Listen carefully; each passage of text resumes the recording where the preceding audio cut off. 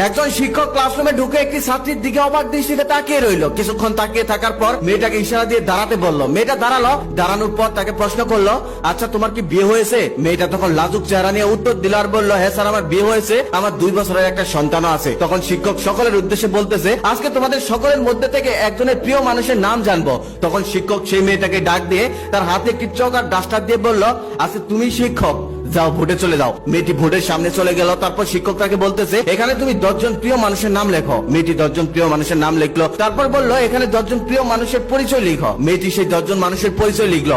প্রথম জন ছিল মা, দ্বিতীয় জন ছিল বাবা, তৃতীয় জন ছিল ভাই, চতুর্থ জন ছিল স্বামী, পঞ্চম নাম্বারে ছিল তার সন্তানের নাম। বাকি 5 জনের মধ্যে 3 জন হলো তার বন্ধু আর 2 জন হলো প্রতিবেশী। তখন শিক্ষক তাকে বললো, এখান থেকে 5টি নাম তুমি কেটে ফেলো। তারপর মেয়েটি একটু ভেবে 5টি নাম কেটে ফেললো। তারপর শিক্ষক আবার বললো, এখান থেকে তুমি আরো 2টি নাম কেটে ফেলো। মেয়েটি এখন একটু ভাবনায় পড়ে গেল। ভাবতে ভাবতে আরো 2টি নাম কেটে ফেললো। তখন শিক্ষক আবার বললো, এখান থেকে তুমি আরো একটি নাম কেটে ফেলো। এবার মেয়েটি ভাবনায় পড়ে গেল। মেয়েটির চোখে জল এসে গেল। মেয়েটি কাঁদতে লাগলো। মেয়েটি এখন কার নাম কাটবে, কার নাম রাখবে? ক্লাসটা যেমন হাসি খুশি দিয়ে শুরু হলো, এখন আর ক্লাসে সেই হাসি খুশি নেই। সবাই অধীর আগ্রহে অপেক্ষা করছে মেয়েটা এখন কার নাম কাটবে সেটা দেখার জন্য। কিন্তু মেয়েটা কারণ আমি কাঁদতেছে না। তখন শিক্ষক পিছন থেকে বলল, মা এটা সামান্য একটা সাইকোলজিক্যাল গেম, আর কিছুই না।